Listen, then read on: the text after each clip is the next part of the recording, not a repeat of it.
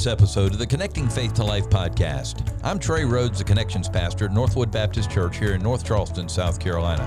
In just a few moments, our lead pastor, Dr. Tommy Metter, will be joining the conversation as well.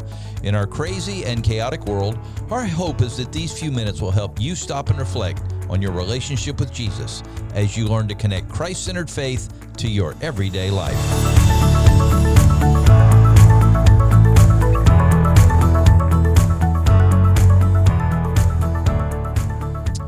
And we are on episode 167. You know, I think we need to start the count up to 200. Yeah, that's going to be, it won't be that long. Won't be that long. We're getting there. Be sometime early year next year, like April, May. But anyway. And then we can cancel the series. We're done. We right? did 200. Wasn't that the back, it's over. Yeah, back in the day when they had all sitcoms and stuff, like 200 was the magic number. Yeah. And you made it to 200. You had a long-running series. Yeah, you were going to be on TV forever. Forever. Yeah, and they pretty much are. Yeah. So anyway, this is episode 167, and so as you listen to the Connecting Faith to Life podcast, just take a few minutes, invite someone, invite your friends, invite your family, even invite your enemies. That would be good too. Probably your enemies would be helped just as much. Anyway, Facebook, you got Twitter. A lot of enemies, Pops. You got a lot of enemies. I don't think so. I don't know if I do either. I'm sure I do. Who knows? I always love it when I'm standing up front. You ask me to stand up front. Never happened at this church, but many a time there's been time somebody walks forward and say, "I have hated you for years." Really? Yes. That's an encouraging altar call. It's about 4 or 5 times in my lifetime, and you know, I've hated you, and I still hate you. Or I don't hate you anymore. How no, that usually they're for usually you? getting it right, you know, and they'll come. I've hated you for years, but the Lord has just convicted me. I can't be that way anymore. What do you do after that? Like that's it's tough. Yeah, like thanks, brother. Tough. I appreciate that. It's usually not brothers. It's usually not brothers. It's really? usually sisters. Yes, as a matter of fact, it's always sisters. I love my sisters. Let's just move right along. I don't want to get into that conversation as to why, Pop. So let's just move right along. Anyway, so invite whoever goodness. you know, and that happens. It does happen. This is ministry, and it's real. Lots of things happen. We could both tell. We could do a whole series of podcasts. We actually ought to do one just for fun. Oh my goodness! I don't know. Tongue-in-cheek. I don't know. Yeah, you don't think so? It would be interesting. That's for sure. We could tell lots of stories. That's for sure. Anyway, well, there are lots of people that like to know more about how to understand biblical principles and even to love your enemies. And we go through some of that. So it makes a difference in our lives every single day. And something else that really does make a difference in our lives, and that is this idea of communication. Yep. And when we talk about communication, we're not talking about radio antennas and TVs and internet and all those things. We're talking about interpersonal communication where people need to learn to communicate. But it really is a difficult thing to be able to do on an ongoing basis. Right. We talked about that last week, just kind of, we talked about the barriers, some of the negative side of it, you know, some of the barriers that we put up in communication. And so on this episode, we'll talk more about the positives, how to actually communicate better. So some of this will probably sound similar to what we talked about in the last episode, but still will be good review and good to think through these things and just try to help ourselves to communicate a little better. And speaking of communication, we're getting a lot of communication right now from our media because there's a hurricane coming. Yeah, that's what they say. That's what they say. It shouldn't be a hurricane by the time it gets to us, but it's going to be a rain event. You got your milk and bread? I have bought the store out. You bought the store out? I don't know where I'm going to get water, so I went and found as much water. Did you really? No. No. I don't understand. I have a 32-gallon garbage can. No joke. Just fill it up. Literally, I have that filled up, and I wash it out with Clorox and everything beforehand, and I fill it up, and you know what? It's plenty of water for a long time. Yeah. So, I went to the food line yesterday on my way home, not to get milk or bread or water, but because I was making chicken Alfredo last night, needed some ingredients for dinner that I was making, and got there and got in line. Lady in front of me had just left Walmart. She left Walmart to come to the food line. She said at Walmart she'd waited in the checkout line for about an hour because people were getting their milk and bread and water and all their necessities for this couple inches of rain we're going to have on Friday. People are so fanatical when it comes to this. I've never understood that phenomenon. And never have. Maybe you're a milk and bread person. No, I'm not. Well, if you're listening, you're a milk and bread person. I hope you got yours because it's gone now. Yeah, hope you got milk and you hope you got bread. Reality is if a hurricane's coming and it's going to be big, I can think of a few more things I want besides milk and bread. By the way, milk and bread. Well, the bread might last, but the milk is milk's not going to last, because that especially refrigerator's going out. Yeah, I mean, I was in Hugo. You were in Katrina. Yeah. And I'm telling you, when the electricity goes down, it's Your pretty milk and much, bread's you done better have for. dry beans and rice. Right. Because seriously, yeah, I mean, it's just nothing there. There's Now, nothing. when Hugo hit, and I know that was back in the 1940s, and you remember that well, Pops. I remember it well. Yeah, that was actually, what, 1989 when Hugo hit? Yeah, 89. And so you were without power for 17 days. 17 days. So when I was in Katrina, I was 5 or 6 weeks without power. So I beat you. Oh, my Yeah. heavens. Oh, it was bad. It was bad. I mean, it was interesting. So we had a lot because, the National Guard came in because there was just all kinds of craziness. Katrina was obviously very crazy. But we ate a lot of MREs. Did you eat MREs during Hugo? Well, we didn't, but the Salvation Army fed us, thank the Lord. Yeah, well, we got some of those meals too. The Red Cross did not. The Red Cross wanted us to pay money. Oh, really? And well, that's I think they've changed their ways. Yeah. I think Hugo was a game changer for them. Yeah, but, when Katrina hit, peanut butter sandwiches. when Katrina hit, I remember the Salvation Army would come in and they would do a hot meal, one hot meal a day. Yeah, we love the Salvation that was Army. really cool. And then you could get all the MREs you needed. And wow, no, we didn't have. They weren't half bad. They were. I mean, our sound engineer Scott, he was in the military. I'm sure he's had his share of MREs, but yeah, he's shaking his head. But they weren't that bad. That's what I want instead of milk and bread. Yeah, MREs. MREs, just go buy a bunch of them. Yeah. But they're like $20 a meal. I have no idea. They're expensive. I don't know. Go on eBay today. Yeah, well, I have no idea. I just know when Katrina came, we got them for free. There you go. They last for like 45 years. Anyway, we have been communicating. No, we have been communicating. We should need to do that episode about all these things, and so now we're communicating to you. Yeah, okay. So like we said, last time we were together on the podcast, we talked about some barriers to communication, and today we want to just flip it a bit and talk about some of the positives or ways we can communicate better. And this is a big deal, right? Because you think about communication, God communicates to his people. He communicates to us through his word, his written word, and ultimately through the living word, Jesus Christ. Amen. And so God is a communicating God. And because he communicates to us, we have the opportunity to know him, right? Mm-hmm. You get to know someone through communication. Mm-hmm. I get to know you, Pops, by just, sitting around talking. I get to hear your heart, what's going on in your life, all those kinds of things, and vice versa. So communication is really important. And the thing is, here's the reality. Every single one of us, whether you're an extrovert like me and Pops and like to talk all the time, or whether you're an introvert and your conversations are maybe not as surfacey sometimes as an extrovert might be, right? Whoever you find yourself on the personality scale, we all want the same things. We all want to be known.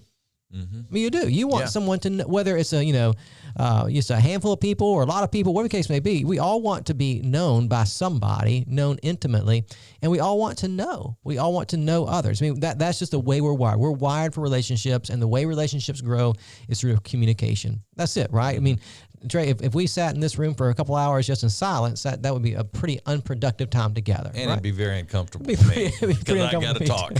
So we were sitting around the table this weekend with your wife at that birthday party we were at, and she was talking about you're a talker. Well, I knew that already because I'm with you every day, but man, she was just she's talking about how when you wake up at 5 o'clock in the morning, your mouth's ready to go. Yeah, it is.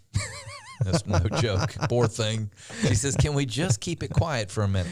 Yeah, and apparently you can't. That's all right. And I actually have to think of things that I don't want to tell Kelly. Yeah. Because I will just blurt them out if I don't consciously think. Oh, your poor She doesn't wife. need to know your this. Poor wife. So, all anyway. right, so let's talk about some ways to communicate better, the positives you will. Okay, 5 ways to be a better communicator. We're going to talk, first of all, be intentional with your time. Yeah, so this is just real simple and practical. Just make time to communicate. Right. So if you're married or what the case may be, making sure you do set aside that time to have communication with your spouse or with the friends that you care about, just making sure you make the space for that communication to happen. One of my favorite stories in the gospel, and it's not a story necessarily about communication, but it does show just the intentionality of Jesus, is a story where Jesus intentionally makes the trip to Samaria. Mm-hmm. A place where good Jewish people, they just tried to stay away from that place at all costs because of the bitterness between the Samaritans and the Jewish people. But Jesus makes an intentional trip to Samaria to see one woman right? That's that amazing. he makes time for one woman who had been married a bunch of times and who was sleeping with a man that was not her husband. And he makes time to visit her at a well, right? A woman, right, who had the same need that everybody else has, the need to be known and the need to know. And because of the way that she lived her life, she had become an outcast in her community, an outcast in her society. But Jesus makes this time to stop and sit with this outcast and have the most important conversation with her that she would ever have in her life. He made the time. It was intentional. It didn't happen by chance.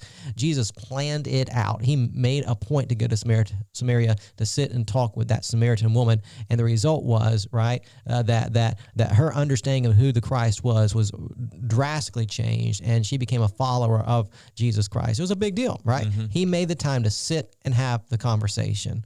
Yeah, that's a big deal. Yeah, I think all the time, we want people to just know who we are. And something about our church and our pastors that I appreciate so much is if somebody, to my detriment many times, wants to talk to me or to talk to you, they do it. Yeah. And, we're out there in the lobby. We want to communicate. We call people on the phone. I call like 3 or 4 people yesterday. You call people constantly, just trying to keep those open communication going. And that means so much to people. It just amazes me. Yeah. I was talking to a lady in the parking lot about a week and a half or 2 weeks ago, and I just asked her about her situation, what she was going through, and I prayed for her for a minute, and she told her husband, "You don't know how much that meant to me." Yeah, yeah. Those are just taking time, being intentional with your time to make space. And that's the thing. We like to brag about how busy we are. Man, I'm so busy. I'm doing this. I'm doing that. The reality is we get so busy that we don't take the time for things that matter most. And the reality is, squeezing more stuff to do onto your to-do list is not as productive as making time to invest in people and have those conversations that help people feel wanted and needed and valued, right? And so just valued being is valued. The word, yeah. That's right. Just so being intentional with your time. All right, and number 2. Ooh, this is a big one, and this is my fault. Yeah. Think before you speak. That's right. Now, I think we talked about this a little bit last time, but think about this, right? You think about Jesus going and visiting the woman at the well. He knew what he was going to say to her. He knew what the goal of the conversation was. He knew how he was going to invest in that woman. And so you think about it, right? We talked about this last time. We have a tendency just to blurt things out, to not think before we speak, to just let our mouths just run crazy. And just, again, a couple of passages that are helpful from the book of Proverbs. Proverbs 15:28 says, "The mind of the righteous person thinks before answering, but the mouth of the wicked blurts out evil things. The heart of a wise person," Proverbs 16:23, "the heart of a wise person instructs his mouth." Oh, boy, that's a good word. Yeah, it adds learning to his speech. So I'm telling my mouth to be quiet. Think before you talk. Think before you speak, right? Because, again, if the goal of communication isn't just to blurt off things, but if the goal of communication is to know people and to be known by people, you need to be thoughtful in the things that you say. You need to be thoughtful in not only the things you say, right, but the tone of your voice. You need to be thoughtful in your body language and the way the words are coming across. This is where, you think about media communication, text messaging, even phone calls. They just fall short in good communication, because when you and I, Trey, are in communication with each other, I can see your eyes, I can see your body movements, I can read the expressions on your face. Those are things that you just can't do in digital communication. So there is a better opportunity for me to know you and be known by you when we're sitting down having a face-to-face, and I'm being thoughtful in that conversation. And I think thoughtfulness in conversation is oftentimes me asking you a lot of questions. Hey, Trey, what do you think about this? Right? Actually, people that have the opportunity to talk about themselves, they think that you have become a great conversationalist when you ask them questions about who they are, what they've done. Tell me your story, how you're doing. They love to tell you their story, even if they're introverts. And they want people, as you say, to know who they are. Yeah, that's it. When you begin to ask questions, you show people that you care and that you want to know, right? And so you even think about Jesus with the woman at the well. They had this dialogue where Jesus was asking her questions. This man you're with now, he's not your husband, is he? And just that conversation is just so important. Being thoughtful, thinking about what you're going to say before you say it, thinking about questions you might want to ask somebody to get to know them better. Just being thoughtful in that communication is just really important. Yeah, and that kind of leads us to the third one, because Jesus, in his questioning for this lady, I think he gave her hope. Yeah, Even absolutely. though she was messed up, he gave her hope. Yeah. And so that leads us to number 3, see good communication as a gift that you can give someone else. Yeah, because it really is. Communication is a gift. When I sit down and I listen to somebody, I ask them questions, I make them feel, or I make them know, not feel, but make them know that they're valued, and I value the time that I have with them, that is a gift, right? I mean, because the reality is, and you know this like I do, Trey, is that we are only given a limited amount of time. I mean, you only have 24 hours in a day. Yeah. You only have so many hours in your life, and and you're not getting any more. Yeah, and once you spend it, you're finite. not getting it back, right? I mean, it's one of those things that God has given us that we're not getting more of. That's just the reality, right? Every one of us, our days are numbered, and our time is limited. And so to take the time that God has given you and to give it to someone else, that's a big gift, right? And so just understanding that communication, when you sit down and you listen and you engage, you ask questions, you try to encourage, you try to know and to be known. When you are investing in the lives of somebody else with good communication, it really is a gift. And so Philippians 2, this is just a great passage, and it doesn't necessarily apply specifically to communication, but I think there's a principle here. Philippians 2, 3-4 says this: do nothing out of selfish ambition or conceit, but in humility consider others as more important than yourselves. Wow. Everyone should look not to his own interest, but rather to the interest of others. And so I'm sitting down with you and I'm asking you questions. How's your day been? Hey, what's God doing in your life? What are you struggling with right now? How can I pray for you? How can I help you? Let me bless you. When I'm doing that, right, I'm putting your needs above mine. It's that gift of time, that gift of just spending that moment with you and hearing your thoughts, your heart. Those things are really, really important. And so just seeing that good communication, when you give communication to someone else, you really are giving them a gift. You are in our guest services ministry, and it's helped me a lot actually in regular communication. When we are actually have finished working them through, getting them into the worship service, getting them seated and all those things, we finish off giving them a service. The last thing we ask them is there any other way we can serve you, because we have the time. Mm-hmm.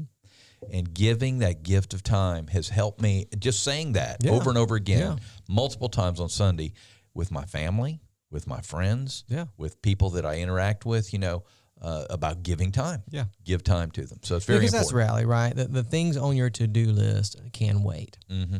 And the things on your to-do list, the reality is, and if you're listening, you might not believe this, but it's true. The things on your to-do list are not as near important as you think they are, right? You're exactly right. They just really aren't. I mean, and I try to be very conscientious with my time. I've got lots of tasks I'm trying to get completed. But listen, the reality is that extra hour of sermon prep probably isn't as beneficial as having that conversation with somebody that needs to be had. But right? that's tough, because I've been there. Tough. And it you're is in the tough. middle, you're thinking it through. Right. Somebody comes in, they're going through a struggle or whatever. They just need to see you. But you know, and you go, you do. You're like, man, I'm trying to get this done. But the reality is if I don't take the time to minister to that heart, when they hear me preach the next Sunday, they're not really going to care. No. You know what I'm saying? Because they're thinking about what's going on in their life and how, I didn't spend that time with them, or whatever the case may be. So those things on my to-do list aren't as near as important as I think they are. What is most important are the relationships that God has given me and the people that God has allowed me to bless with the gift of my time. Amen. All right. Number 1, we talked about be intentional with our time. Second, we said think of before you speak. Third, see communication as a gift. And then fourth, when conversations are contentious, always work for peace. Because this is the reality. Because we're relational, we are going to find ourselves in conversations sometimes where conversations get contentious, because we're going to have differences of opinion, because there are going to be those moments when you're offended by someone else or you offend someone else, right? That's just reality. A lot of the conversations we have, just by the nature of being fallen people living in a broken world, a lot of the conversations we have are dealing with conflict, right? A difference of opinion, or you did this and I did that, and we're disagreeing now, whatever the case may be. Mm-hmm. And just remembering in those moments of conflict, the goal of conversation is still the same. The goal of conversation, even in conflict, is to know and to be known, right? I want to know your perspective. Why do you say that? Why are we having this disagreement? Let me hear your side. And just that idea of, in those moments of contentious conversation, that if you are giving the gift of your time, and if you are really wanting to know someone, and if you're being intentional with your time, right, that you're striving in that moment to be a peacemaker. Jesus says this, right, in the Beatitudes, blessed are the peacemakers. That's right. That is a calling on the life of every Christian, not to create discord or disunity. The calling on the life of every believer is to be a peacemaker. And being a peacemaker means I'm going to look for ways in this conversation where we disagree to show you grace, Amen. To understand you, to help you, right? So think about a couple passages. You think about Proverbs 15:1. This is one of those we talked about Sunday, top 10 Bible verses that might be good for you to memorize, right? Everybody needs a top 10 list. This is one that I think is on my top 10 list, right? Proverbs 15:1, a gentle answer turns away anger, but a harsh word stirs up wrath. Because it's easy in those contentious conversations to not be gentle. It's easy to want to be heard rather than to hear somebody else, right? We already talked about last time, I think, James chapter 1, where James says, be slow to speak and quick to listen, right? Same thing. A gentle answer turns away a wrath, right? So in that conversation, instead of being quick to speak, I'm going to listen and I'm going to be gentle in the way that I respond. That's tough, especially when you're feeling passionate about something and you feel like, man, I know I'm right, and I just want you to know I'm right, see? We feel like we have to win the conversation. Yeah. And we don't have to win. No, you don't. That's the big deal. Sometimes you do have, even with a husband and wife, you have to say, we're just going to have to agree to disagree on this one. Yeah. And we just have different perspectives. Yeah. And that's okay. I mean, so the reality is, there are some conversations that you need to win, right? If you're trying to rebuke someone in their sin, they need to see the error of their ways. Sure. You need to win that conversation. But the reality is, it's not your job to win the conversation. Right? You need to state your point and show scripture and say, hey, this is what God says about this. But you're not going to change the heart. Yeah. That's God's responsibility. So even in that conversation where you are right, you're right, you have the biblical authority that demonstrates how right you are, right? Yeah. You can still respond with a gentle answer, because it's God's job, not your job, to win. To turn that heart, to change that attitude. That's in God's hands. So all I can do in that contentious conversation is speak truth and leave the rest in God's hands, right? Think about this. To start a conflict is to release a flood, Proverbs 17:14. To start a conflict. Some of us like to argue. Wow, yeah. I've heard people say, oh, I just love arguing. And some of us like to stir up the controversy. And if that's you, that's kind of sinful. Yeah. To have an attitude that says, I just want to get into a good argument, that's not being a peacemaker. That is stirring up strife. That is stirring up disunity, right? To start a conflict is to release a flood. Stop the dispute before it breaks out, Proverbs 17:14. Or think about this one, Proverbs 29:11. A fool gives full vent to his anger, but a wise person holds it in check, right? Yeah. And so just the idea that just by the nature of living in a fallen world with broken people, we're going to find ourselves in contentious conversations. But it is your job as a follower of Jesus to always take the high road, to always be a peacemaker. That honors the Lord. And to be a peacemaker, again, I believe that being a peacemaker, that's giving a gift to somebody else, right? That's putting the needs of somebody else above your own. And going back to this win thing, we not only do we not have to win, just because we're angrier and we're louder and we yell a lot and we're more passionate, that doesn't make you righter. Yeah, exactly. It doesn't somehow change the effect. And the other side is just as true. Just because you are quiet and gentle and caring and showing grace, that doesn't make you righter either. I know that's not a word. Yeah, but it doesn't make you a weak person. No, it doesn't. You can still stand your ground. Yeah. Which is hard for me now. You can still stand your ground and not get angry. That's right. So that's right. Anyway. That's right. All right. And you know this. I mean, you and I, we are oftentimes much more influenced by people who are able to stand their ground with calmness. Oh yeah. With a sense of perspective, who don't lose it. We're often more influenced by that than we are by people who just lose their minds in a conversation. We've been in both situations. I've never been yelled at and come away from a conversation where I've been yelled at and said, you really are right. just haven't. Except my football coach. Other than my football coach. Yeah. But usually it just hacks me off even more. Like, I don't Yeah. want to hear, if you're going to talk to me like that, I'm not listening to anything you're saying. I'm just not, Yeah. And that's just reality. Amen. All right. And number 5, learn how to time your words well. This is so good. You think about a couple timing, of passages. Timing. Proverbs 12:25 says this: anxiety in a person's heart weighs it down, but a good word cheers it up. Or think about this. I love this one. Proverbs 25:11 and 12. A word spoken at the right time is like gold apples in silver settings. A wise correction to a receptive ear is like a gold ring or an ornament of gold. So just something about that, knowing when to give that word of encouragement, knowing when to speak that blessing into somebody's life, knowing when to say, hey, I see what God is doing in you.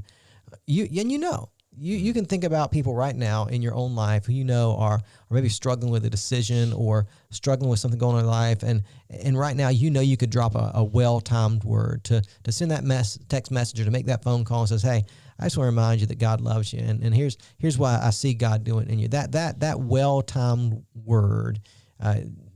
The Proverbs say, Solomon says, man, that's valuable. It's like gold, right? It's something to hang on to and cling to because it's so valuable, right? And it's just learning the art of speaking encouragement and truth into someone's life at just the right time. Yeah. And there is times that we get into a conversation and like my wife will say, well, did you tell him? And I said, well, honey, it just wasn't an appropriate time. Yeah, that's right. And, that is the case. There are times that it's not appropriate That's to say right. something. There's wisdom in knowing when to not go further in the especially when conversation. you're dealing with correction and truth. You just sometimes have to sometimes you have to prepare people to hear that. That's right. And if they're not going to hear it, doesn't matter if you say it or not. That's right. And I know, like especially in our profession, doing a lot of counseling, right? I might need to wait 3 or 4 sessions before I get to the heart of the matter because I just need to build that relationship so that when I say it, it will be received well.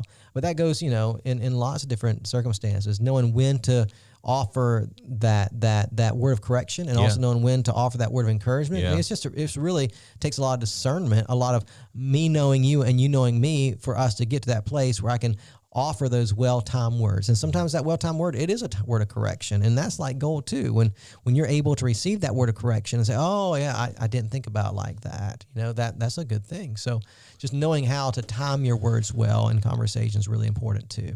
And I will say, men, this is a big deal for you. I know as a man, we tend to communicate with our wives. We tend not to communicate with our children. We tend to expect them to hear what we are thinking somehow. Yeah. So, my encouragement is to concentrate and make this a skill in your life. That's right. To be a communicator. That's to right. say, I need to talk to my children. That's right. Even if in our situation, there's 2 things that we did. Number 1, we always had dinner around the table. That was a time we did. Of course, there were opportunities that didn't happen, but almost always we had dinner around the table. Yep. Opportunity to communicate, talk, carry on.